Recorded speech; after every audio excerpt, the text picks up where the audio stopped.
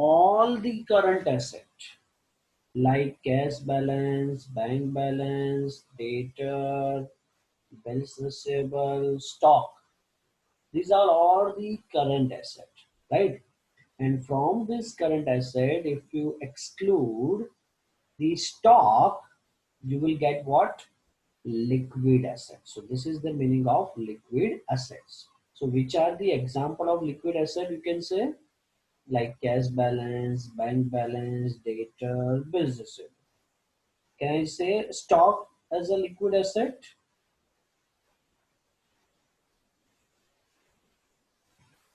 Stock Yes, liquid में आएगा कि नहीं आएगा? yes sir आएगा. नो बेटा, कैसे आएगा? अभी तो हम बोल रहे हैं डेफिनेशन में क्या बोला हमने, करंट एसेट में से स्टॉक निकाल दो तो क्या हो जाएगा वो? Liquid asset. Oh, सो हाँ, stock is not a part of liquid asset, right? Very hmm. Good, very good. चलो नेक्स्ट लिखो, real asset. Next is real asset.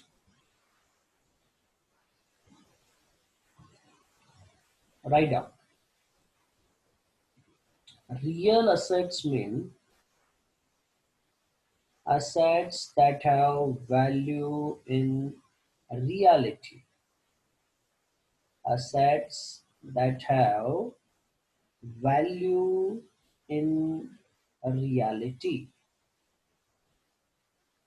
right? For example, example मैं दे रहा हूँ आपको. मैंने 10 ईयर पहले एक लैंड परचेस की थी 10 लाख रुपीज पे. सबसे पहले मुझे ये बताओ कि वो लैंड की वैल्यू अभी क्या हो. बताओ चलो वन बाय वन. सर अभी मतलब जो मार्केट में जितनी उसकी मार्केट वैल्यू में, चल रही होगी उतनी होगी. हाँ तो बट कितना है जूम करके बताओ ना आप लोग. 10 लाख 20 का lakhs. वो लैंड का कितना होगा? चलो एक आंसर आया 20 लाख. चलो दूसरा कोई.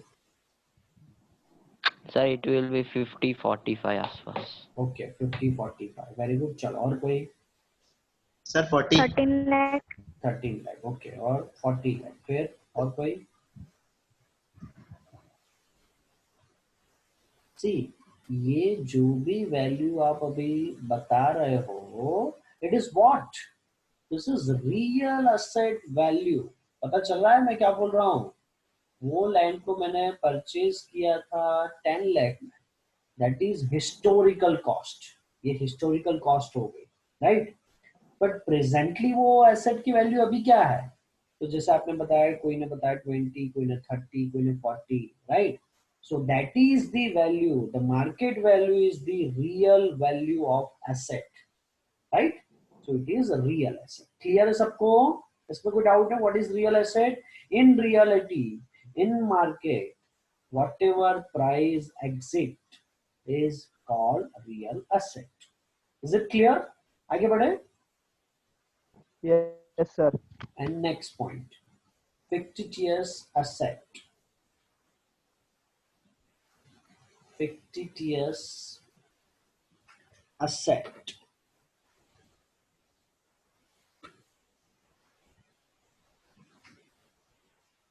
Write down. Fictitious asset do not have physical existence. ये तो किसके जैसा हो गया? ऐसे किसमें बोलते थे आप? इंटेंजिबल. हाँ, इंटेंजिबल जैसा हो गया. बट आगे भी है. एंड करके लिखो, realizable value of fictitious assets is zero.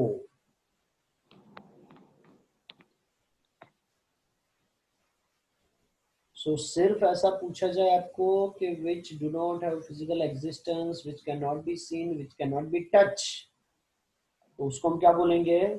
Intangible asset.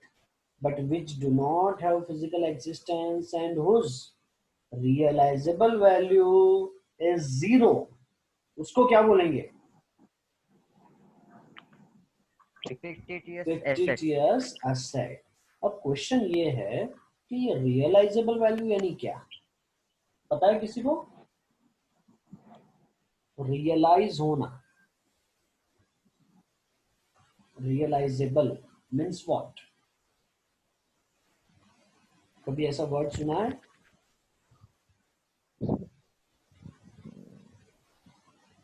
Okay, try to उसकी अंडरस्टैंड। उसकी रियल सॉरी, उसकी real value. No, real is different and realizable is different. Try to understand. Okay. वैसे दोनों सेम ही है, बहुत फर्क नहीं है, बट रियलाइजेबल वैल्यू यानी क्या बेटा? जब वो एसेट को आप बेचने जाओगे, एट ए टाइम जो पैसा आएगा उसको हम रियलाइजेबल वैल्यू बोलेंगे। ओके, तो ये फिक्टिटियस एसेट ऐसी है कि जब उसको आप मार्केट में बेचने जाओगे तो उसकी वैल्यू क्या आएगी? Zero. And that's why it is called fictitious asset. एक तो उसका फिजिकल एग्जिस्टेंस भी नहीं है, और जब आप उसको सोल्ड करने जाओगे तो उसकी वैल्यू क्या आएगी? जीरो आएगी। So it is called fictitious asset. चलो, इसमें से किसी को डाउट है, क्वेश्चन है, you can ask. Liquid asset यानी कि current asset minus stock, real asset means reality in market sir value, and fictitious whose realizable value is zero. Yes बेटा, एसेट्स फिर से समझा तो। कौन सा? Fictitious assets. fictitious asset, फिर से देखो, पहला यस तो सर। कैरेक्टर उसका क्या है?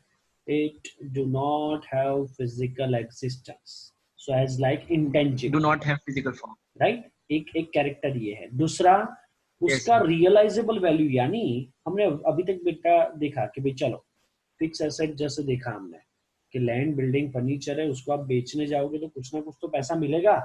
बट ये एसेट ऐसी है जिसको आप बेचने जाओगे तो कोई कोई कोई प्राइस नहीं मिलेगी, it's value is zero in market, right? अब क्लियर है? Yes sir. ओके, चलो इसके एग्जाम्पल लिख लो, जो अभी नहीं बट फ्यूचर में आपको काम में लगेंगे। देखो एग्जाम्पल, और सब नए वर्ड आएंगे, तो अभी वो एक्सप्लेन नहीं करूंगा, बाद में आराम से एक्सप्लेन करूंगा, ठीक है? जब भी वो वर्ड की जरूरत पड़ी तब एक्सप्लेन करूंगा। लिखो,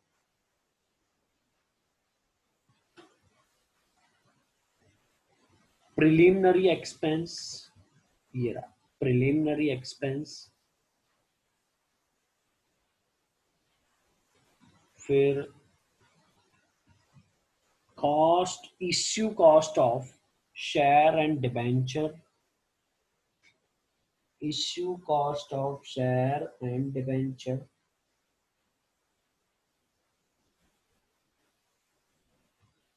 share or debenture discount, etc. So these are the example of fictitious assets. ठीक है, ये सभी एग्जाम्पल नए हैं। आगे जितना अकाउंट पढ़ते जाएंगे तब आगे आएंगे, तब मैं डिटेल में एक्सप्लेन करूंगा हर एक एग्जाम्पल, राइट? चलो, नेक्स्ट टर्मिनोलॉजी राइट डाउन बेटा, रिसिप्ट। पता है आपको ये? तो चलो, कोई बताएगा मुझे व्हाट इज रिसिप्ट? सर कहना है। यस बेटा। बिल। सर अपने कभी कुछ लेते हैं तो बिल बट उसकी रिसिप्ट देता है। हाँ, मान लो स्कूल में फीस पे की तो क्या मिलेगा? रिसिप्ट मिलेगा, रिसिप्ट। राइट? तो दैट इज रिसिप्ट। ओके, चलो लिखो, उसका मीनिंग लिखो बेटा। When money is received due to consequence of business transaction, it is known as a receipt. Be silent.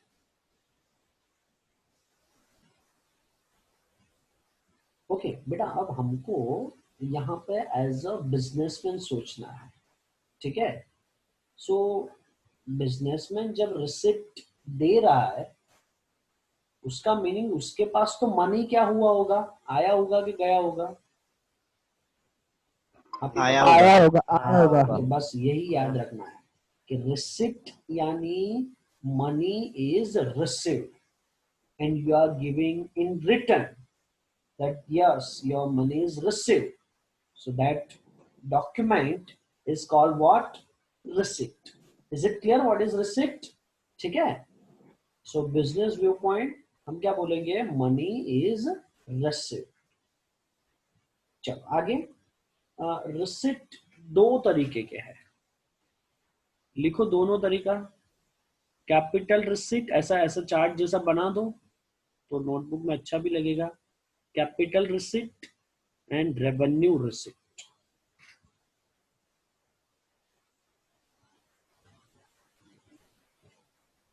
दोनों को एक एग्जांपल से और एक छोटे से सेंटेंस से मैं आपको समझा रहा हूँ. ट्राई टू अंडरस्टैंड बेटा. सबसे पहले रेवेन्यू रिसिप्ट समझना. when लिखने की जरूरत नहीं है अभी. when money is received from day to day course of the business is called revenue receipt. यानी हमारे जो रूटीन एक्टिविटी है बिजनेस की उसमें से जो पैसा आया उसको रेवेन्यू रिसिप्ट बोलेंगे. But when money is not received regularly, not from the day-to-day activity of the business, it is arise occasionally, right? So it is called capital receipt. एक एग्जांपल दूं दोनों का? Yes, sir. Okay okay. चलो वापिस से. कल कौन सी shop थी हमारी? स्टेशनरी की शॉप थी ना. सो वही स्टेशनरी की शॉप की अगर बात करें, चलो मुझे बेटा ये बताओ कि ये स्टेशनरी की शॉप में डे टू डे एक्टिविटी हमारी क्या है? मीन्स पेंसिल पेन कुछ लेने जाना. नहीं मीन्स कुछ नहीं नहीं, हमको तो बेटा बिजनेसमैन बन के सोचना है. हम वो शॉपकीपर, राइट? तो हमारा डे टू डे एक्टिविटी वो स्टेशनरी शॉप में क्या होगा कि स्टेशनरी की सब आइटम सोल्ड करना और जो भी ट्रेडर्स है उसके पास से वो बाय करना. बाय करेंगे, कस्टमर को सोल्ड करेंगे, बाय करेंगे, सोल्ड करेंगे. This is our routine. Is it clear और नॉट? राइट. तो ये जो रूटीन है उसमें से जो अमाउंट रिसीव्ड हो, यानी कि कस्टमर को अपने पेन पेंसिल रबर जो भी है स्टेशनरी की आइटम बेची, cash received is called revenue receipt. Is it clear और नॉट? बट वही स्टेशनरी की शॉप में आपने एसेट सोल्ड की, पुराना फर्नीचर पड़ा था बेच दिया कम दाम में, तो वो भी मनी रिसीव तो है ही, but it's not a revenue receipt. क्यों? It's not a day to day activity of our business. हर रोज वो फर्नीचर नहीं बेचेंगे, है ना? तो ऐसी रिसिप्ट को हम क्या बताएंगे? बोलो चलो अब. Capital receipt. Capital receipt. Is it clear बेटा? चलो अब डेफिनेशन लिखो, मीनिंग लिखो. कैपिटल रिसिप्ट का मीनिंग लिखो. This receipt is not received regularly. Capital receipt में लिखो this receipt is not received regularly. जो मैंने पहले ही बताया, it's not a day to day activity. फिर आगे this receipt is procured from the. हाँ, ये रिसिप्ट कहां से मिलेगी हमको? From the sale of asset,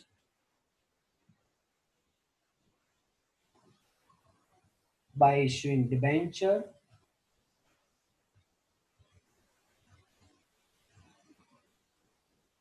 etc. Such kind of receipt are known as capital receipt. जो भी मैंने एक्सप्लेन किया वही है बेटा. ठीक है? कोई एसेट सोल्ड कर रहे हो, शेयर इश्यू कर रहे हो, डिबेंचर इश्यू कर रहे हो, उसमें से जो पैसा मिला वो हर रोज नहीं मिलने वाला है. It is once in a while, right? So इसको हम बोलेंगे कैपिटल रिसिप्ट. चलो आगे लिखो revenue receipt.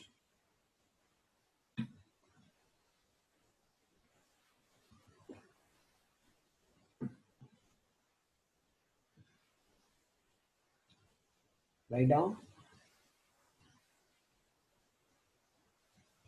The flow of this receipt would remain constant.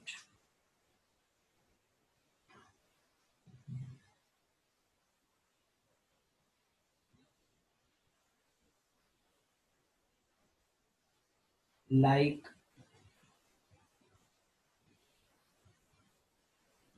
income of sales,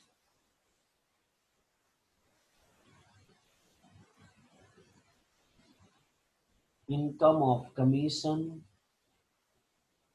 income of rent, etc. are known as revenue receipt or revenue income.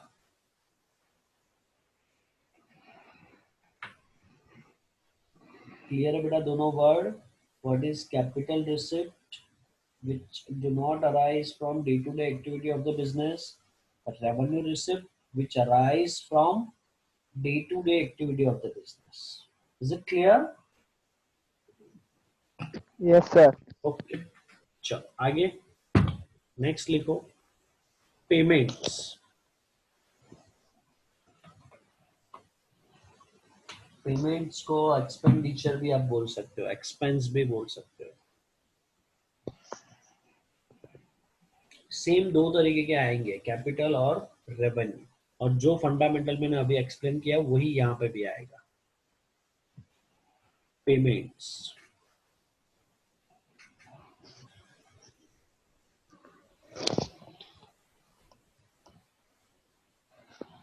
Write down money paid due to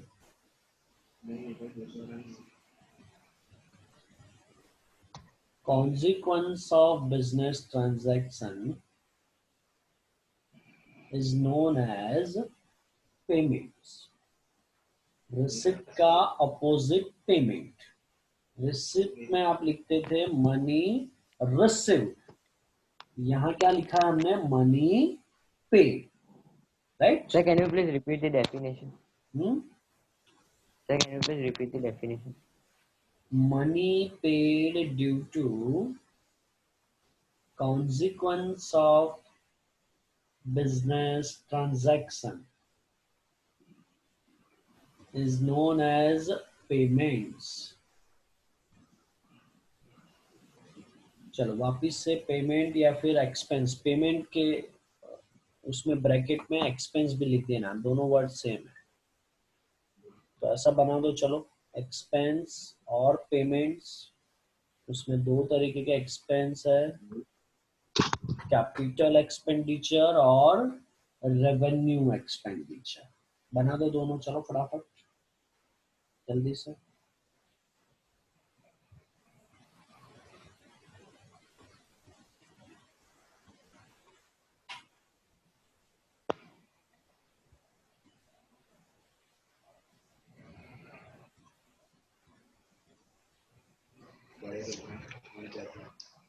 done.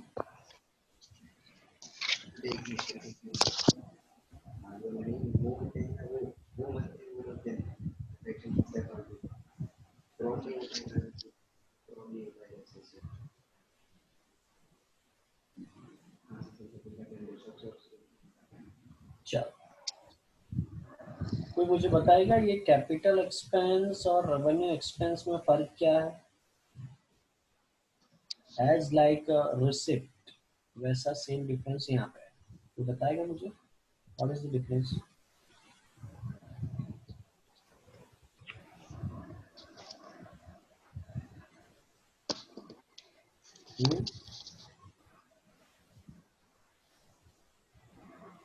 है कोई फर्क? चलो मुझे ये बताओ capital receipt और revenue receipt उसमें फर्क. Sir, can I try? Yes बेटा, yes please. Sir, in capital expenditure, these payments are not regular. Like if we want to buy an asset, then like this asset, then it is that purchase only for one time. Exactly. But in revenue, that flow of payment is continuous, like giving salaries, that all. Purchasing goods, right? Yes. and all that. Very good बेटा, एकदम perfect, एकदम perfect. चलो लिखो capital expenditure.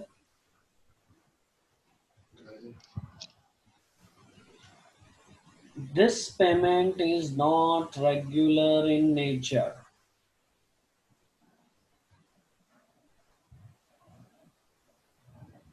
And generally,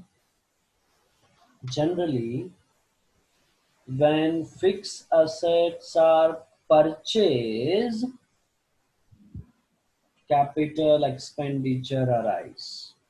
जैसे अभी हमने देखा कि चलो फिक्स एसेट सोल्ड की तो कैपिटल रिसिप्ट हुआ, राइट? जैसे फिक्स एसेट हम परचेस करेंगे तो पैसा जाएगा, so it's a capital expenditure. Very simple. चलो दूसरा लिखो, रेवेन्यू एक्सपेंडिचर.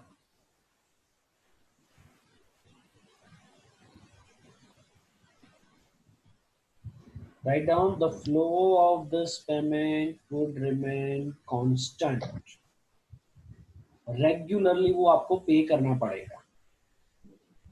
Like हर महीने हमको सैलरी पे करनी पड़ती है एम्प्लॉइज को, हर महीने इलेक्ट्रिसिटी बिल पे करना पड़ता है, राइट?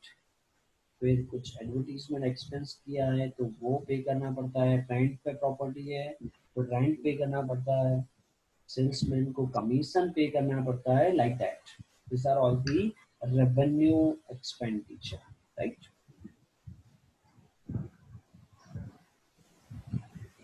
ओके, नेक्स्ट लिखो, most important,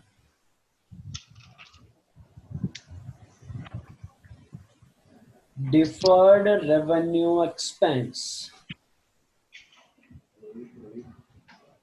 Deferred revenue expense या तो fictitious asset या फिर deferred revenue expense, दोनों में से एक एग्जाम ओरिएंटेड मोस्ट इंपॉर्टेंट.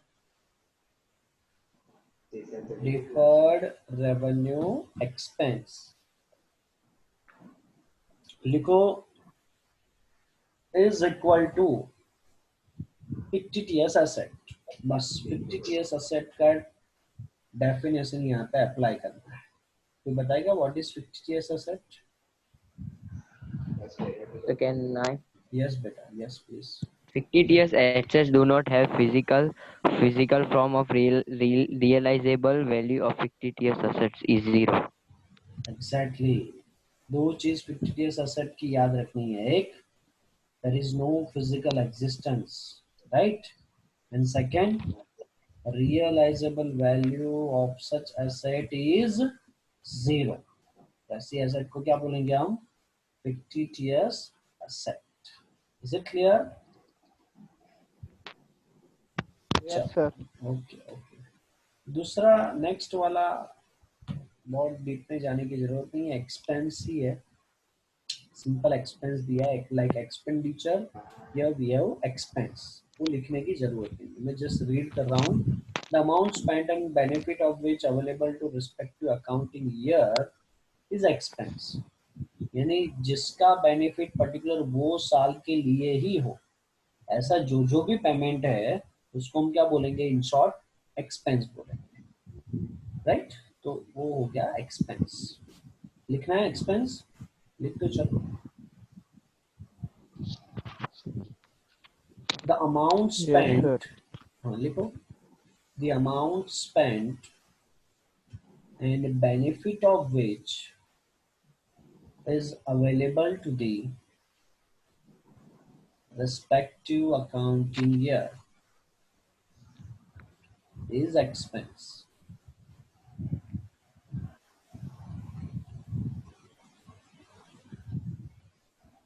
वैसे नीचे दिया है रेवेन्यू.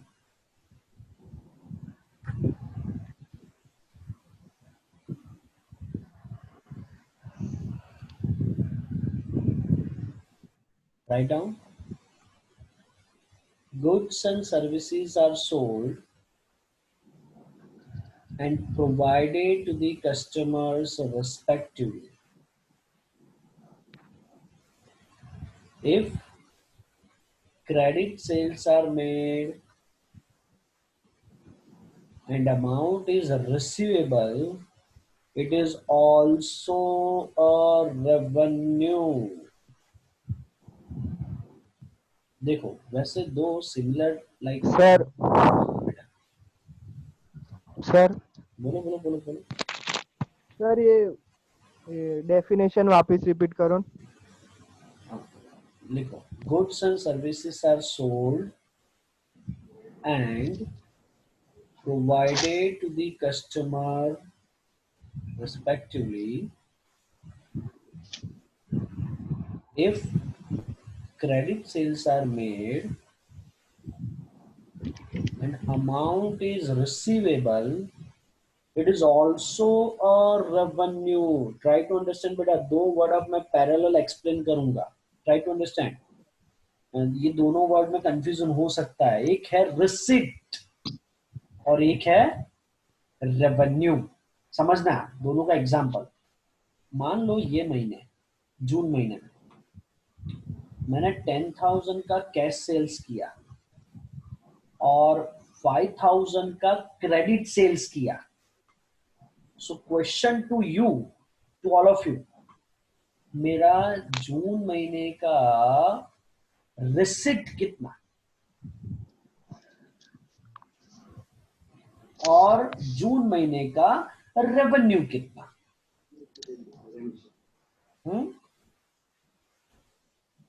अगर ये दोनों डेफिनेशन समझ में आई है तो आप आंसर दे सकते हो.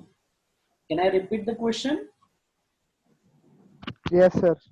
For the month of June, cash sales was rupees 10,000, credit sales was rupees 5,000. How much is the receipt and how much is the revenue of the June month? So 10,000 rupees sold is receipt. But total sold तो 15,000. Okay हाँ, फिर चलो revenue कितना? 5,000. 5,000.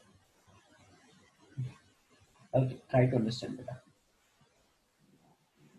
10,000 ही हमको जून महीने में मिला क्योंकि वो कैश सेल्स हुआ. तो एक तो क्लियर है, your receipt is 10,000. But as far as revenue is concerned, cash sales as well as credit sales both are the part of your revenue sales. चलो अब बताओ, what is the amount of revenue sales? Revenue for the month of June. 10,000 cash sales plus 5,000 credit sales. कितना हुआ total revenue जून महीने का? 15,000. 15,000.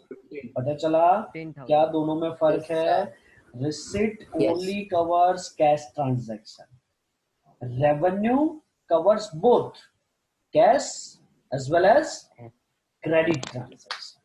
Is it clear? Okay, चलो यहां तक कोई डाउट है? You can ask me, else will stop here for today.